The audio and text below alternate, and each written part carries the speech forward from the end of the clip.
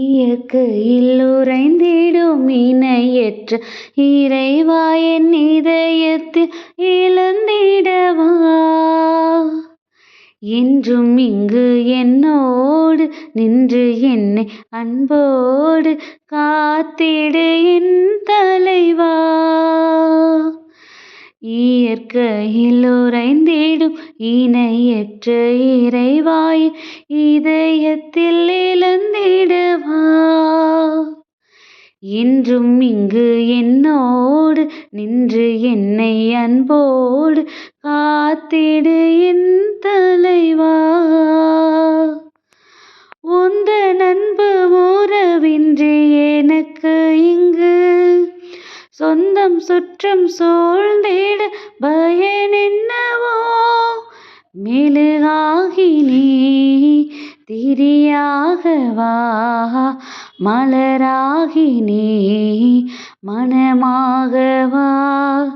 மெழுகாகி நீ திரியாகவா, மலராகி நீ மனமாகவா.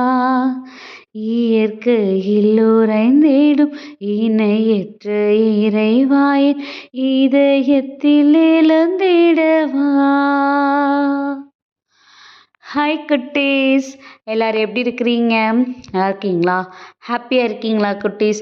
நம்ம இதயத்தில் எப்பயும் இருக்கிற ஏசப்பா இந்த நாள்லேயே நம்மளை பார்த்து சொல்கிறாங்க, நான் உன் கூட உன் இருதயத்தில் இருக்கும்போது நீ எதற்காகவும் சோர்ந்து போகக்கூடாது. எந்த சூழ்நிலையும் கண்டு நீ என்ன பண்ணிடக்கூடாது, நீ மலைச்சு போயிடக்கூடாது. கண்டிப்பாக உன்னுடைய எல்லா சூழ்நிலைகளையும் நிறைவானதாக மாற்றுறதுக்கு உன் கூட உனக்காக நான் இருக்கிறேன்னு சொல்கிறதுக்கு ஏசப்பா இருக்கிறாங்க குட்டீஸ். ஸோ அவருடைய அந்த வார்த்தைகள் நம்மளோட இருக்கும்போது, அவருடைய உடனிருப்பு எப்பயும் நம்மளோட இருக்கும்போது நம்ம எதற்காகவும் சோர்ந்து போகக்கூடாது. நம்ம எதற்கண்டும் என்ன பண்ணிடக்கூடாது, மலைச்சு போய் நின்றக்கூடாது. சரியா? ஏன்னா இந்த நாளில் பாருங்களேன், எசாயா 41:18 பொட்டல் மேடுகளை பிளந்து ஆறுகள் தோன்றச் செய்வேன், பள்ளத்தாக்குகளில் நீரூற்றுகள் புறப்படச் செய்வேன், பாலை நிலத்தை நீர் தடாகங்களாகவும் வறண்ட நிலத்தை நீர் சுனைகளாகவும் மாற்றுவேன் அப்படிங்கிற வசனம் கொடுக்கப்பட்டிருக்குது. நீங்கள் இதில் ஒரு சென்டென்ஸும் வாசித்து பார்த்தீங்கன்னா இன்னைக்கு நம்மளுக்குள்ள ஒரு பெரிய ஒரு சந்தோஷம், பெரிய ஒரு நிறைவு நம்மளிடத்துல கிடைக்கும் குட்டீஸ். பொட்டல் மேடுகளை பிளந்து ஆறுகள் தோன்றச் செய்வேன்னு சொல்கிறாங்க. அது சொல்லும் போதே அதில் ஒன்றுமே இல்லை, ஒரு வறட்சியான மேடுகள். அந்த மேடுகளில் எப்பயும் ஒரு வெப்பமும் ஒரு வெறுமையும் தான் இருக்கும். அப்படிதான். ஆனால் அப்படிப்பட்ட சூழ்நிலைகளில் கடவுள் நினச்சாரு அப்படின்னா, ஏசப்பா நினச்சாங்க அப்படின்னா கண்டிப்பாக ஆறுகள் தோன்றச் செய்வாங்க. பள்ளத்தாக்குகளில் அங்கேயும் அதே தான், ஒரு வெறுமை தான். அந்த வெறுமையான சூழ்நிலையில் என்ன பண்ண சொல்லுவேன், நான் நீரூற்றுகள் புறப்பட செய்வேன்னு சொல்லியிருக்கிறாங்க. அதுக்கப்புறம் பாருங்கள், பாலை நிலத்தை நீர் தடாகங்களாகவும் வறண்ட நிலத்தை நீர் சுனைகளாகவும் மாற்றுவேன்.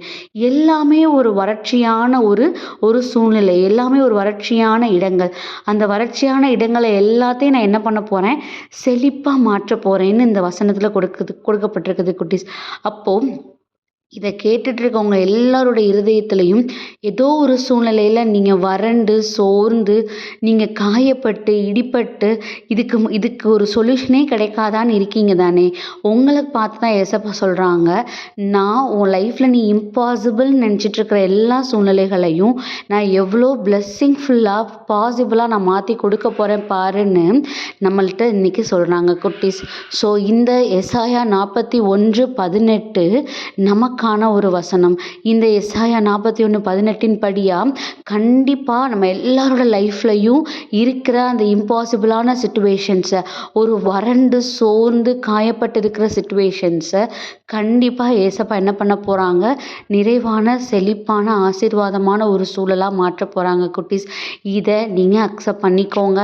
ஏன்னா இன்னைக்கு பாடின பாட்டு, இயற்கையினால எல்லாவற்றையும் கைக்குள்ளே வச்சிருக்கிற இறைவன் நம்மளோட இருதயத்தில் வந்து அடைக்கலம் புகுறதுக்கு வெயிட் பண்ணிட்டு இருக்காங்களாம். அப்போ அவர் எவ்வளோ நம்மளை வந்து ரெஸ்பெக்ட் பண்ணுறாங்க, எவ்வளோ நம்மளை வந்து அவங்க அன்பு செய்கிறாங்க, அப்படி தானே குட்டீஸ்?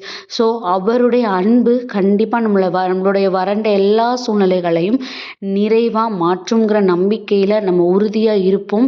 எந்த ஒரு காரணத்திலையும் அவர் நம்மளை துவண்டு போக விட மாட்டார்.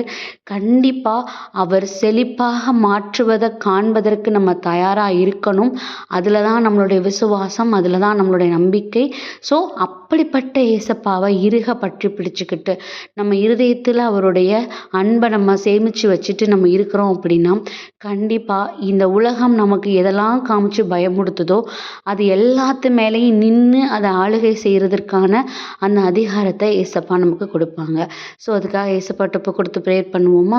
அன்பான ஆண்டவரே, இந்த நேரத்திற்காக நன்றியப்பா தகப்பனே. நீங்கள் எங்களுடைய இருதயத்தில் இருக்கிறீங்க டாடி. உம்முடைய வார்த்தைகளை எங்களோட இதயத்துக்குள்ளே புதைத்து அதன்படியாக எங்களோட வாழ்க்கையை நான் எடுத்து கொண்டு போகிறதுக்கு தேவையான ஞானத்தை கொடுங்க. உம்முடைய உடனிருப்பை உணர்வதற்கான அந்த பலனை எங்களுக்கு கொடுங்க. உம்முடைய கரங்களை எங்களை ஒப்பு கொடுக்கிறோம். ஆமீன்.